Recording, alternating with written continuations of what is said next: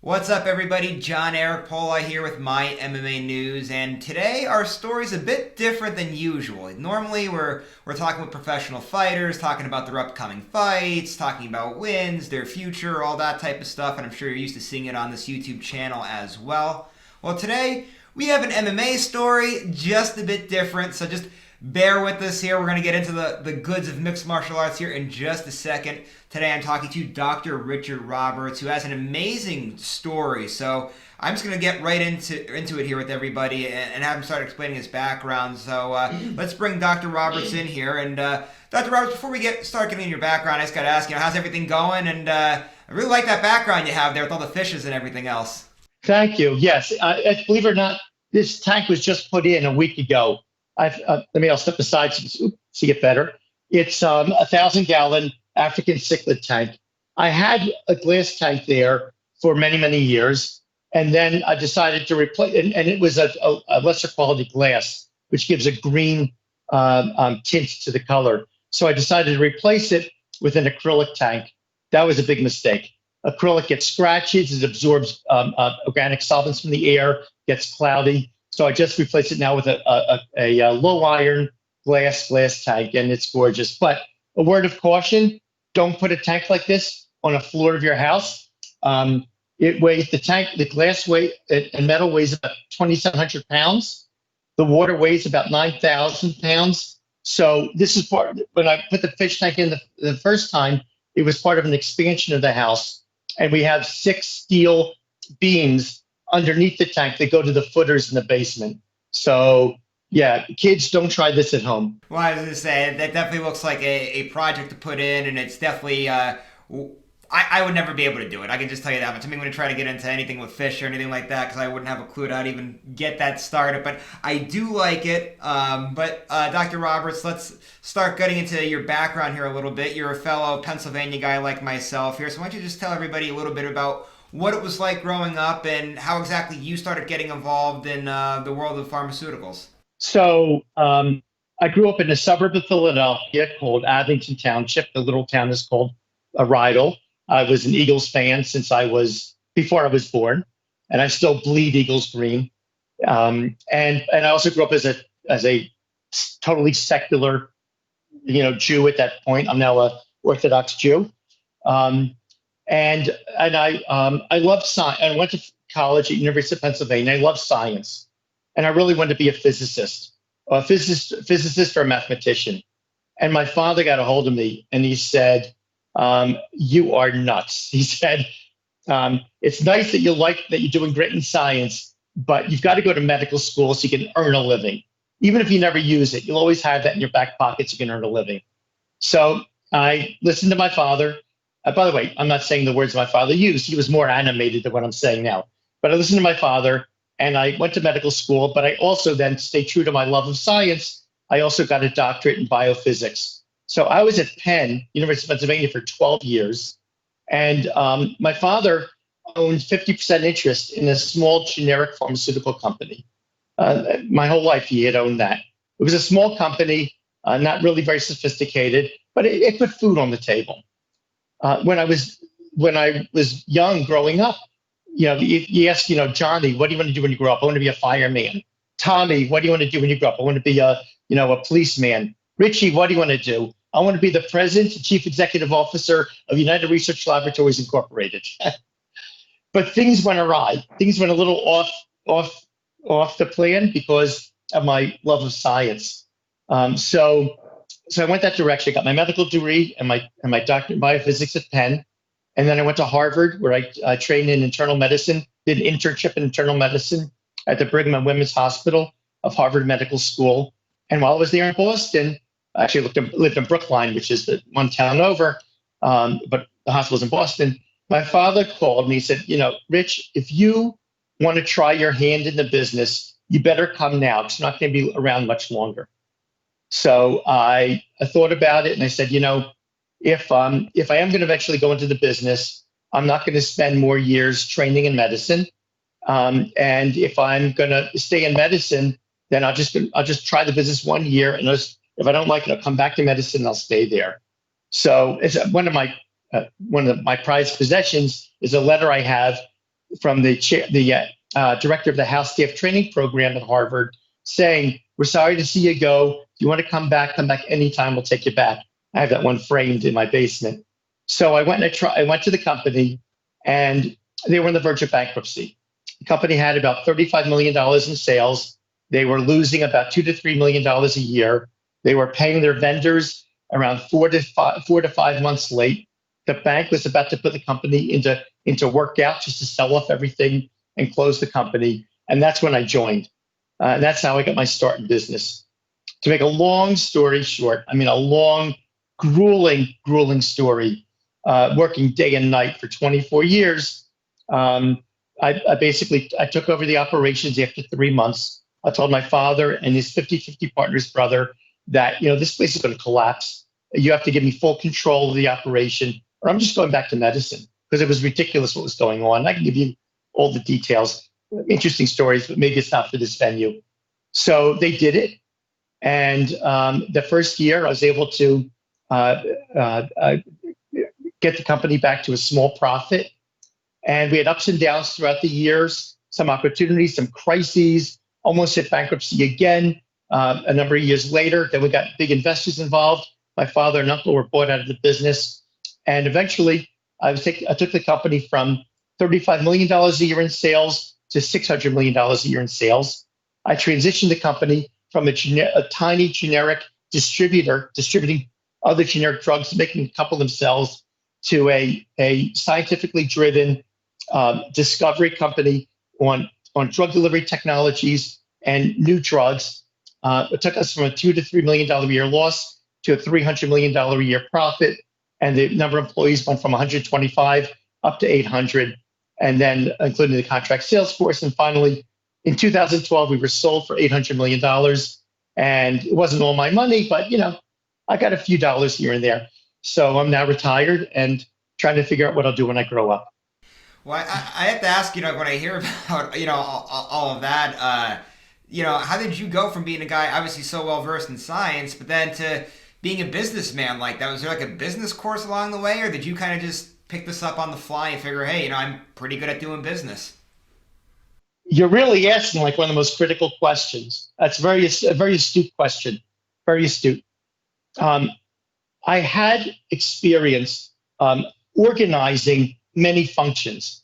As a medical doctor in a hospital, for each patient, you have different lab tests you're sending in, you have nursing support, you have the X-ray people coming in, you have a cardiology consultant, then you get your lab test results in, you change the medicines. So I was used to handling, 1,000 different things, organizing them all together to the one goal of the patient's health. Also, when I worked on my PhD in biophysics, I designed experiments with many, many hundreds of steps. I had many different scientific pieces of equipment going, chemical reactions, and I was shuffling all. So that organizational ability I brought from science and medicine. The other thing I brought though is, people say, what's the one key to business, to success in business? Well, there isn't one key, but I can tell you the major thing I've seen that has sunk people, made them fail, is ego. Ego. That if you're not willing to take advice, or you think you know everything, or if you have an idea and it turns out the facts that come in show that that's really not the best idea, well, you're going to defend it because your honor's on the line. No, no, no.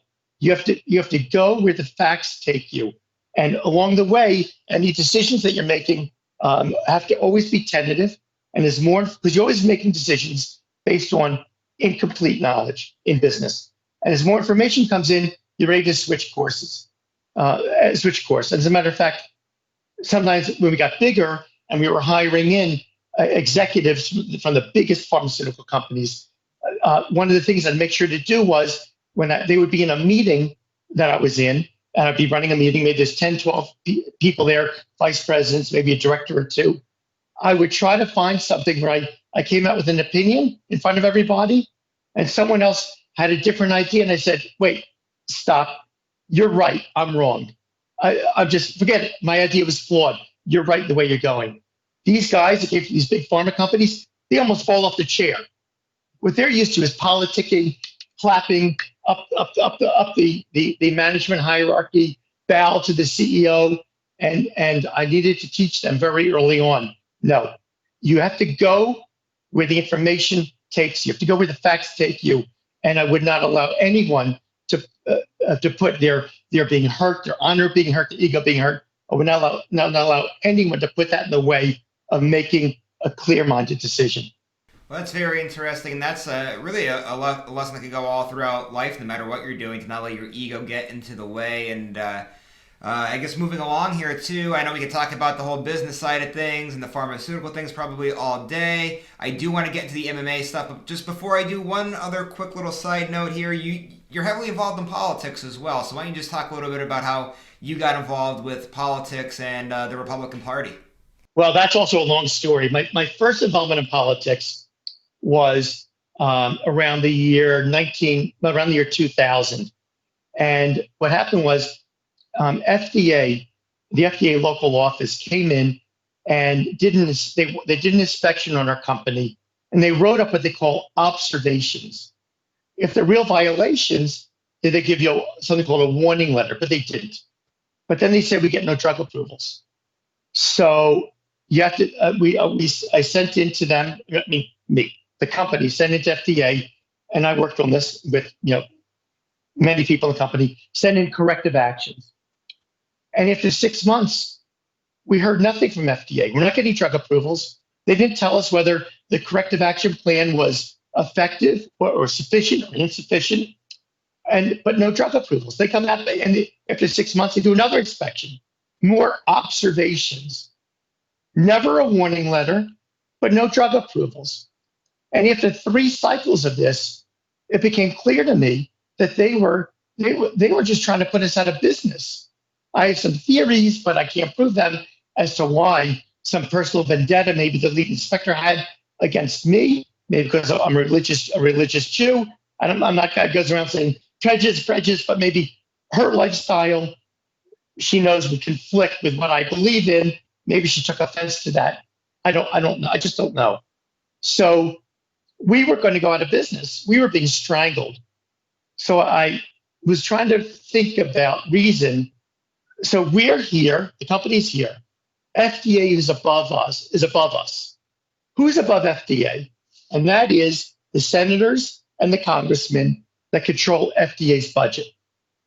So I reached out to Senator Arlen Specter. We're a Philadelphia company. We're sold all over the country, but headquarters and manufacturing facilities, research facilities in Philadelphia. He was a renowned United States Senator from Pennsylvania. So we are his constituent. And he was chairman of the Senate committee that determines FDA's budget.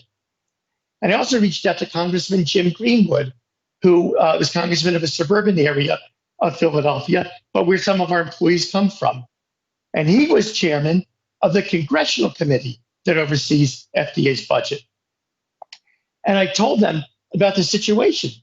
FDA is not giving us drug approvals, not taking formal action against us, and just sitting on us. So both of them agreed to write a letter saying, look, we don't know quality, the quality regulations, but this process looks illegitimate to us. Something's wrong. So they sent a letter to FDA, and that was the first time I got involved with them because I decided to meet with them, tell them about what's going on, about our employees. And by the way, they never asked for a contribution. They just wanted to protect the jobs of people who live and work in their districts. Then FDA came after us with an inspection which actually showed criminal violations, fraud. And I was freaking out. Now remember, there's this huge manufacturing operation underneath me. I don't know what goes on, all throughout the operation. Right? You have machine operators, they report to supervisors, they report to managers, they report to senior managers, to directors, to vice presidents, to me. So I don't know, but I'm freaking out. And my vice presidents are telling me, Rich, what FDA wrote is not true. It's flat out not true. So I dug in literally 14 hours a day working with all the different people in the company, getting data in, getting information, getting documents. And it turned out what FDA wrote The inspection results, they were false. For example, if in a manufacturing facility for pharmaceuticals, if you have work done on your air conditioning system, you need to then, before you manufacture drugs again, you need to check that the HEPA filters are keeping any particles from traveling from one room to another. So the FDA inspection said our air conditioning people came in on this date. They did work. We made no checks on the air conditioning system after that. And yet we went and manufactured and released to the public tens of millions of tablets. Well, this is criminal. We go into the documentation. The invoice from the day shows that the air conditioning people fixed the refrigerator. They didn't touch the air systems. They fixed the refrigerator. So I ended up calling the district director after I'd been working for about 10 days on this day and night. And I said, I'm halfway, Mr. Director, I'm halfway through the process of going through these observations from FDA. And I got to tell you, the half I've looked at so far, we have ample documentary evidence. They're just false. He says, Dr. Roberts, I'm so glad you called me now and not 3 days from now. That means he was getting ready to send federal marshals in to close our company because this lead inspector had it in for us. So he said, when can you get me the response? I said, well, I can send you the response to the first half of questions in 3 days. He says, great, I will wait 3 days. I said, for the second half, it'll take me another 2 weeks. Fine. If I think that what you're saying is valid from what you sent for the first half, then I'll wait for the second half. Long story short, first half goes in, second half goes in. With the second half, I sent a letter. In my cover letter, I said, I have not told Senator Specter or Congressman Greenwood about what we found. But if you don't reply to me within 10 working days, then I'm going to have to bring this to the senator and the congressman. 5 days, 7 days goes by, we hear nothing. I have my vice president regulatory affairs calls a manager at the FDA district office, and she says, the one who wants to destroy us, she says, FDA's top priority is to give your company approval. So what happened to her? She got promoted to another office. This is how government really works. So what I realized was, it's not I ran our company honestly, truthfully, respecting everybody in every detail of the company. It's not enough to be honest. You also have to have political connections. Otherwise, you'll get devoured by certain regulatory agencies. That's how I first got involved in politics. Should I go on with what I've done since then?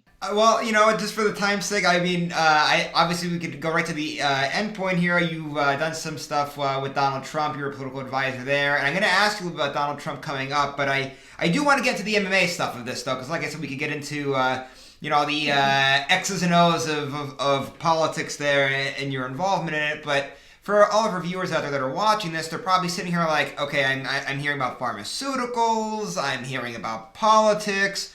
What in God's name does any of this has to do with mixed martial arts? Well, as it turns out, we all can see that you're a busy guy, or that you were a busy guy for your whole working career doing all of this. Yet, for the last, I believe you told me before we came out here, 37 years, you've been training mixed martial arts. So, I mean, you could be doing anything in the world. I mean, like, you have it all. You have a great business. You have money. You could be doing anything. Why is it that you're going to the gym every day and that you're still actively training? So, great question. So, first of all, I've only been doing mixed martial arts for 2 years. I've been in martial arts for 37 years. I first started out in Ryukyu Kempo, which is an Okinawan form that also includes pressure point techniques and street self-defense. And I got a 3rd-degree brown belt in Ryukyu Kempo. I then went through some different systems, different belts. And then eventually got a black belt in Golden Fist martial arts, which is really like an urban combat form of karate. And I've been doing it continuously for 37 years.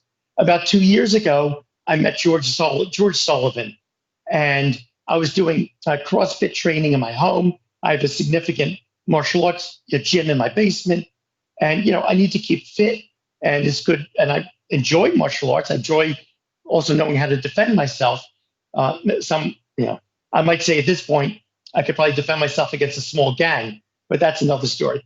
So yeah, so I met George Sullivan about 2 years ago. That's when I started training in mixed martial arts. I have to tell you, so I remember most of what I've ever learned in martial arts. I know an enormous amount of karate, self-defense techniques. In the 35 years before George, he has I did not touch what he has contributed to me in the last 2 years in terms of understanding really how to fight.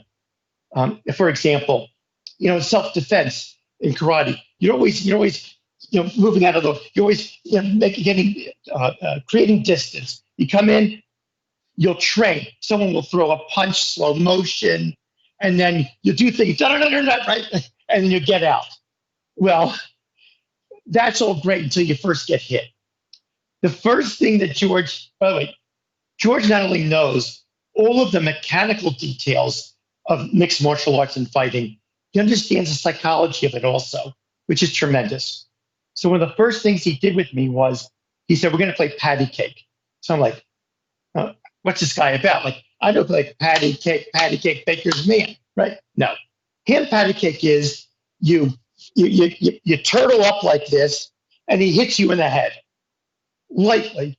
Well, he thinks it was lightly. My brain was jarring, but um, you have to get used to getting hit.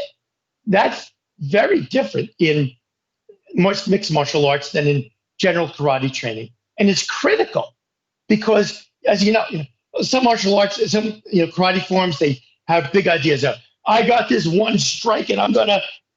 No, baloney. Yeah, that one strike works great on a bag or someone who's standing there not moving.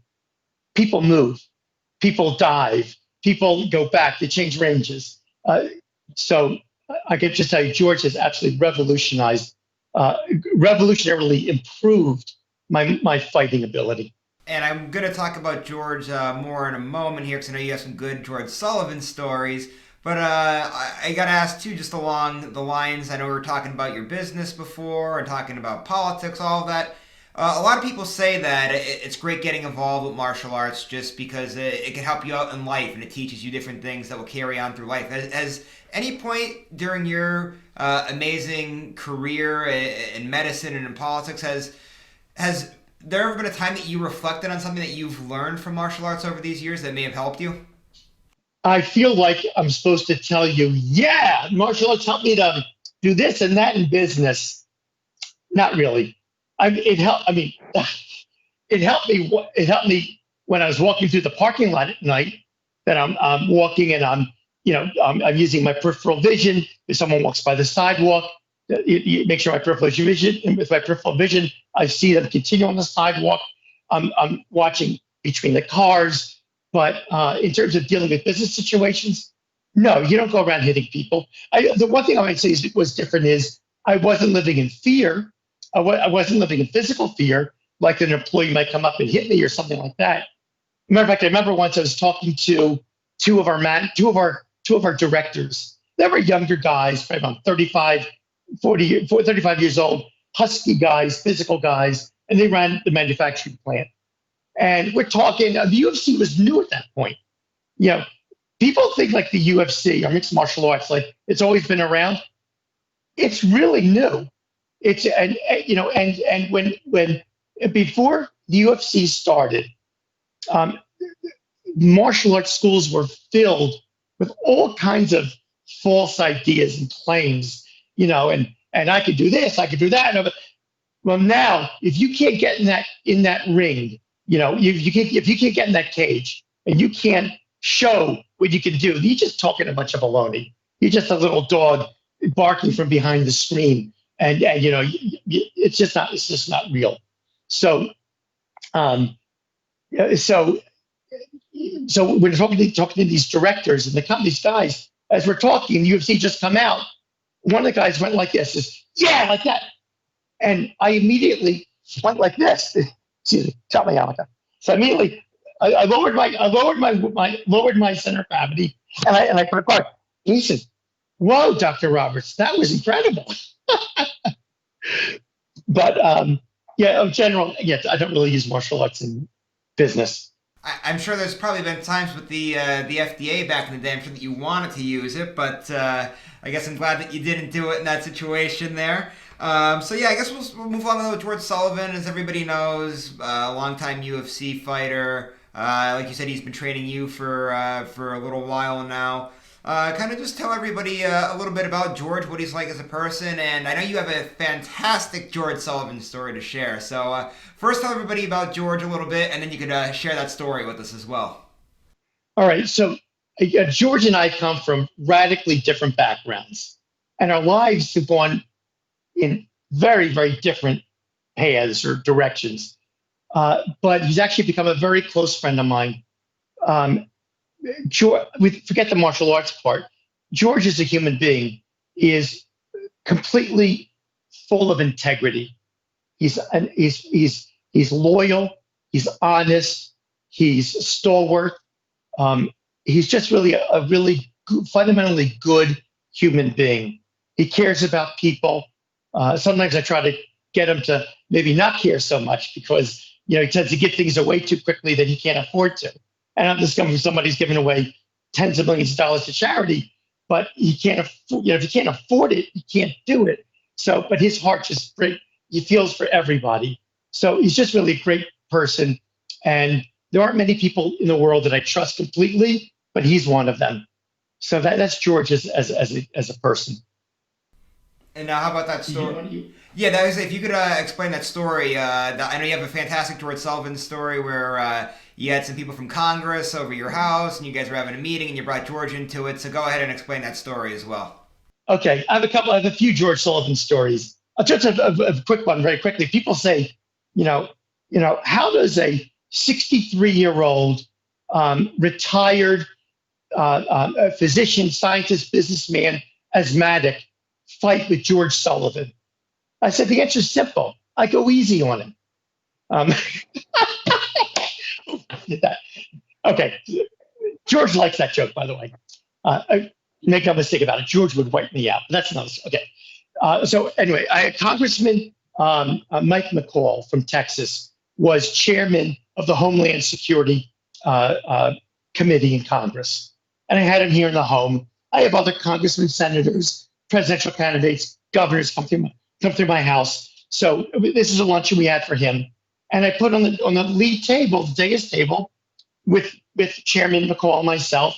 I put George and the mayor of our town and the police chief. So when I got up to introduce everybody, because we had a crowd of Orthodox Jewish men here, who I invited, about 40 people, I say, first I want to introduce George Sullivan. He's my martial arts trainer. He's been my martial arts trainer for, I don't know, what is it, 6 months, a year at that time.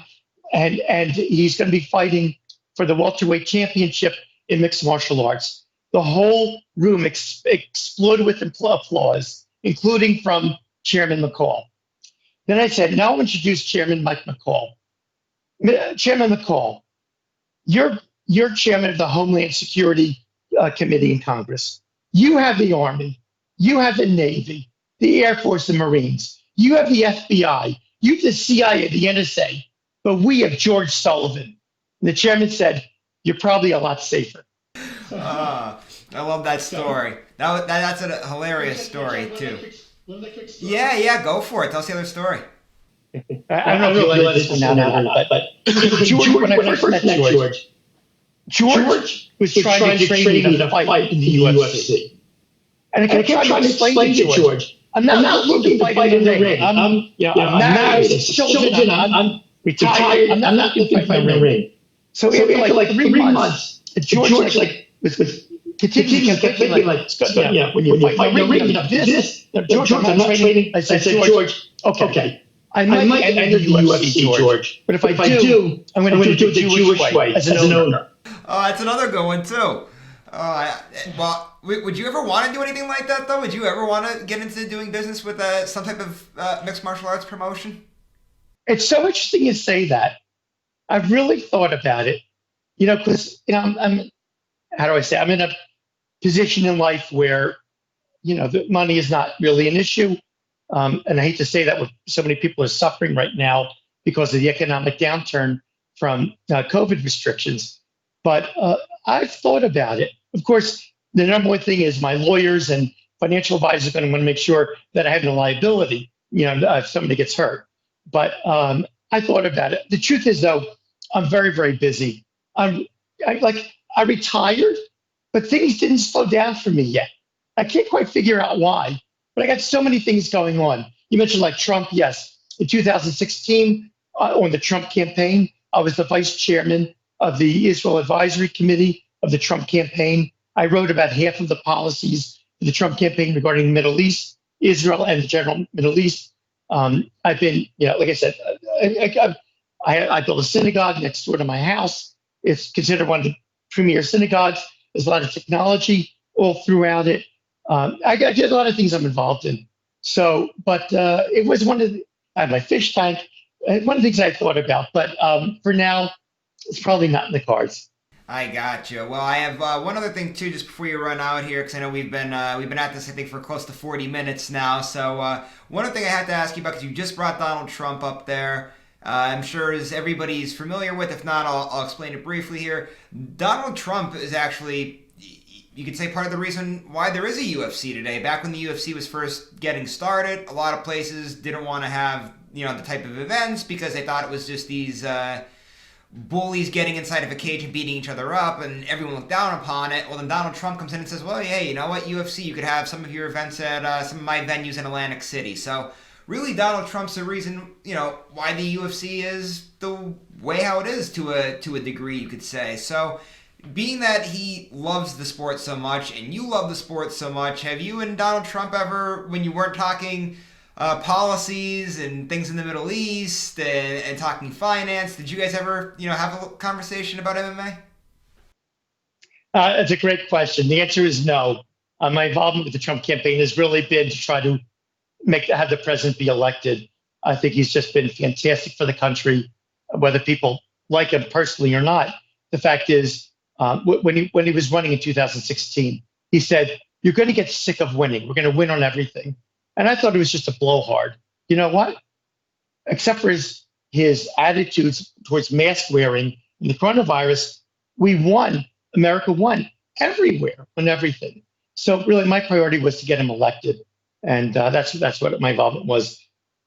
When he I was when he was in Bedminster, New Jersey, a couple of months ago, I was the one. I met with him there with 16 other people. I was the one closest to him, right across the table from him.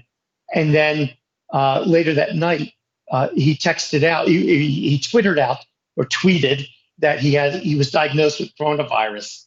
The next day, my phone exploded with reporters from, and I was interviewed on CNBC, and I don't know, it was all over the press. It was just crazy, how my phone exploded with all the interviews I had to give. So, yeah, that was my involvement, but I didn't do any UFC Trump, MMA Trump involvement. Yeah, sorry. I gotcha. And then I just be the last thing here. Then obviously you're big with politics there. Obviously Joe Biden's coming into office. Do you still plan on being active with the Republican Party over the next few years and try to make some some push to get more a red wave back now that we just had the Democrats have some momentum there picking up the presidency? Oh, absolutely. Yes, absolutely, totally, no question about it. Um, I'm not involved in politics. I guess I was involved in politics back with the senator and congressman in Pennsylvania when I was with the company. But company sold. I have no personal interest. I just want to in politics. I just want to save the country. I'm going to save the integrity and the authenticity and the values of this country that made it so great. And those are clearly the values that are they're actually Christian values, and those Christian values come from Judaism, right? Because Judaism was around for 1,500 years before Christianity ever started. So there's a Jewish values, and those values are the wholesome values that make this country great. And I just see that a lot of the more left radical wings of the Democrat Party are really trashing those values. And I see the Republican Party as preserving and forwarding those values. under President Trump, his values really make America win at everything. We just got crushed by a pandemic. Who could predict that? But yes, I plan to remain active, ongoing in the Republican Party. Dr. Roberts, I appreciate the time today. Before you roll out, you want to go ahead and plug your social media. So if people want to, see everything that's going on in your life and keep up to date with things, they'll be able to check you out. Sure. Thank you for that offer. I have a YouTube channel, which is relatively new. You search under as Dr. Dr. Period, Dr. Richard Roberts.